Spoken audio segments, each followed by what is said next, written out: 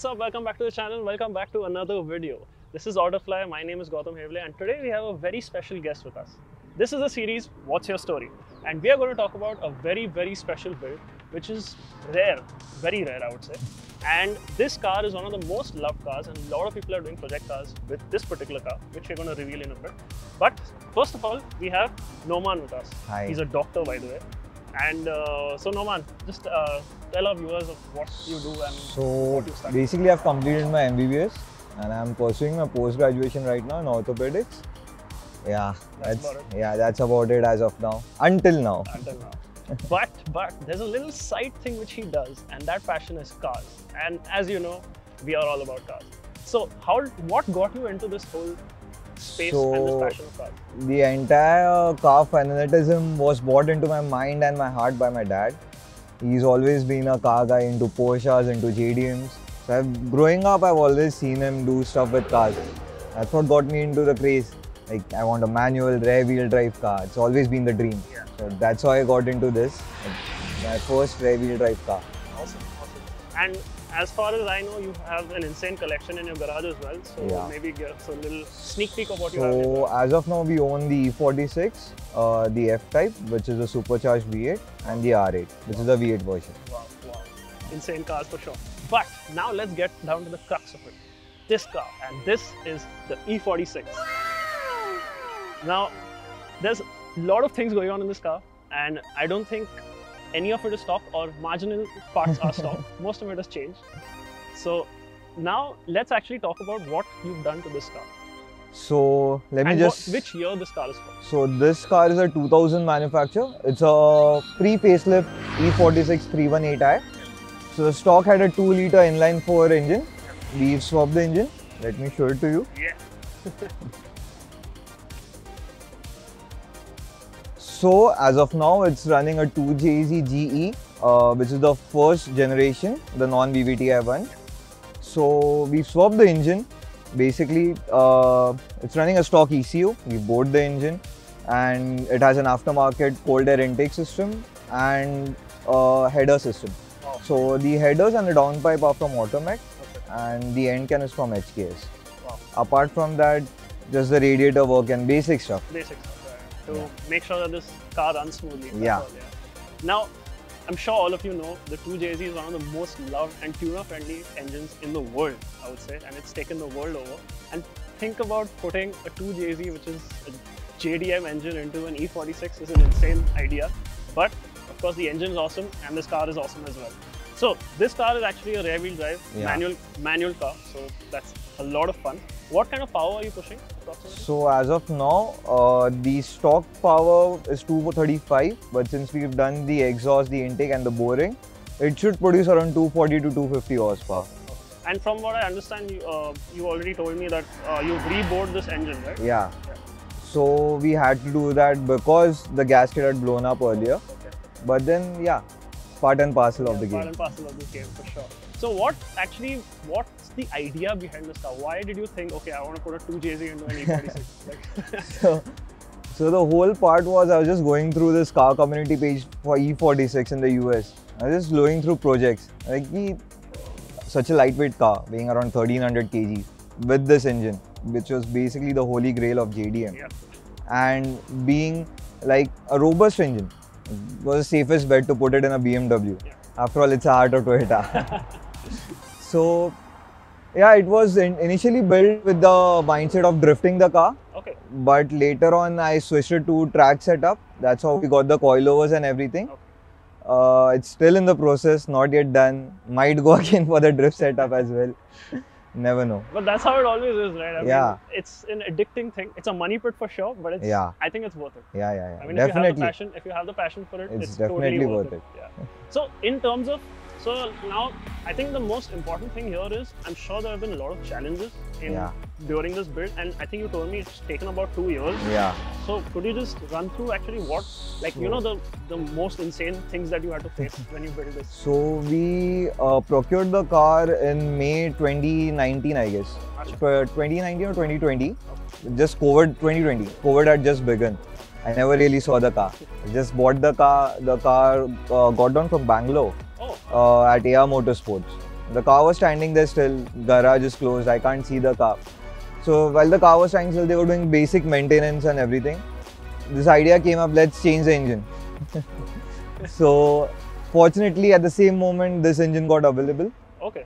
So was it in a working condition before you did the swap? No. So they had checked the engine. It wasn't maintaining compression as such, but it was working. Okay. It was running just like fine. Yeah, like an old car. Yeah, misfiring and stuff. So we started with the project in around June of 2020. The first time I started the car was in February of 2021. Oh my God, 1 Yeah. year. Did you even see the car or because of lockdown? No, I couldn't see the car because it was locked down. Oh my So I never knew what the car had gone through, what had happened. I never drove the stock motor. Oh, how sad. You must be like, feeling so like itchy, like It was a bad I feeling. bought a car and I can't even see the car, forget driving it. So some of the biggest challenges we faced was the engine originally came mated to an automatic transmission. Right. And this was a manual one from the beginning. Okay. So what we had to do was to mate an automatic engine with the manual transmission. Right. So we built a custom adapter plate. Since there was lockdown, we couldn't procure it from US. In US, you directly get these adapter plates for the transmission. Right. You can put it up, set it up, plug and play, it's done. We couldn't do that. Oh my God. So we fabricated it over here. Wow. We built the adapter plate, we reinforced the chassis. Because E46 are notoriously known to have that rare shock ups go through the subframe. The subframe mounting completely really? breaks. Yeah. Luckily, this car was in Bangalore and didn't go through the rust process the cars in Bombay go through. So we did the rear subframe reinforcement, we did the adapter plate, and then the issue was regarding the radiator and stuff. Okay. So the original radiator being small couldn't handle the heat of this engine. So we had to build a custom one with copper. Oh, you couldn't procure the radiator? No, lockdown. Lockdown. All of these things happened in lockdown. Luckily, by February, things started opening up. We could procure the suspension and the wheels. Oh, okay. So, luckily, that's how it ended up. So, finally, the car came into my hands in about March or April of 2021. Oh my God. So almost 1.5 years. Almost like Since you procured the car. around 9 months. 9 months it happened, I got the car. Okay. I was driving it. It still had those issues, being a project car.